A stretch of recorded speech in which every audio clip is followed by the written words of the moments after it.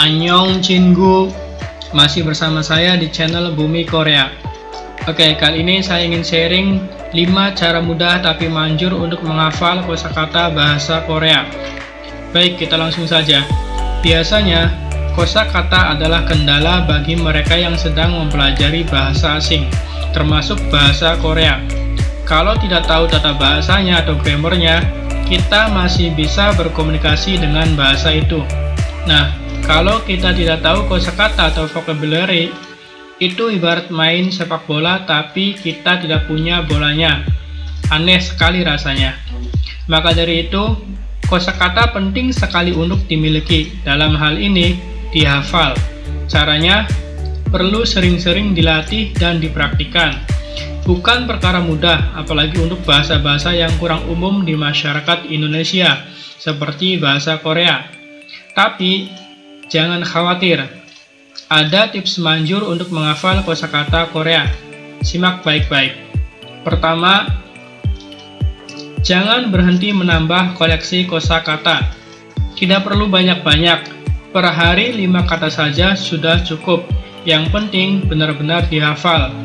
Dengan begitu, dalam setahun, kamu akan menghafal 1800-an kosakata Korea. Wow, sekali bukan? Dari mana sumbernya kosakata itu? Banyak sekali, misalnya dari blog Bumi Korea atau dari YouTube ini. Bisa juga dari acara televisi, kamus, buku pelajaran, novel, lagu, atau film. Atau orang Koreanya langsung. Semakin asik sumber kosakata yang kamu pelajari, biasanya akan semakin mudah untuk mengingatnya. Yang kedua adalah ucap, tulis, dan gambarkan kosakata yang dihafal. Ucapkan kata itu sambil membayangkan bendanya. Contoh, sagwa, artinya apel.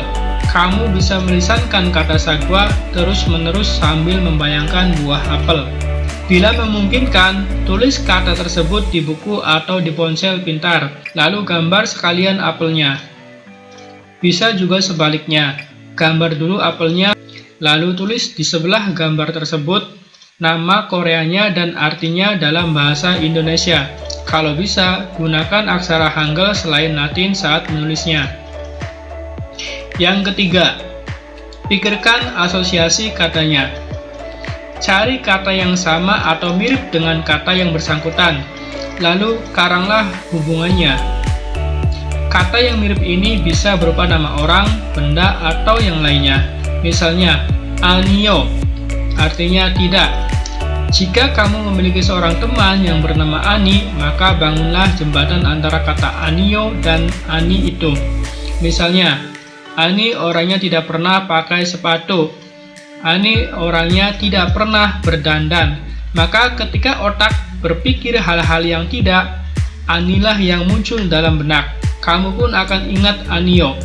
Semakin konyol tapi khas hubungannya kedua kata itu, biasanya semakin mudah menancap di ingatan, bahkan di alam bawah sadar kamu. Keempat, gunakan langsung kosakata itu. Terapkan dalam percakapan sehari-hari.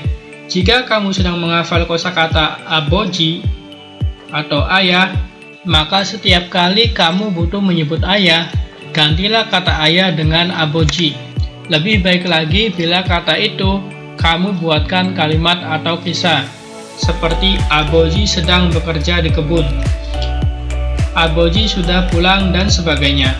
Tidak hanya untuk percakapan lisan, melainkan juga untuk komunikasi tertulis seperti berkomentar di forum-forum, menulis email, SMS-an dengan teman yang juga sedang belajar bahasa Korea, dan lain-lain. 5.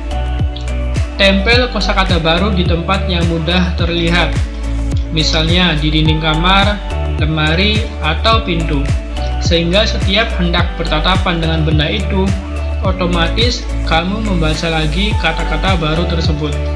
Bisa juga kamu menempeli setiap benda di kamar dengan namanya dalam bahasa Korea. Ya, termasuk laptop, kipas angin, rak buku, teko, dan seterusnya. Dengan begitu, kamu akan semakin ingat dengan nama-nama barang yang kamu miliki dalam bahasa Korea. Sebenarnya, masih ada banyak cara sederhana dan mengasihkan untuk menghafal kosakata Korea. Memang disarankan untuk punya teman yang sama-sama sedang getol belajar bahasa Korea. Jadi, kita bisa berdialog, main Scrabble dengan bahasa Korea, dan sebagainya. Namun, kelima tips di atas rasanya sudah cukup jika semuanya diterapkan. Insya Allah, kosakata yang kamu hafal akan menancap hingga ke pikiran bawah sadar. Dengan begitu, takkan terlalu sulit untuk ditarik keluar saat kita benar-benar butuh menulis suatu naskah atau bercakap-cakap dalam bahasa Korea. Kuncinya adalah ketekunan dan pengulangan. Seperti kata pepatah, repetition is the mother of skill. Pengulangan adalah ibu dari segala keterampilan.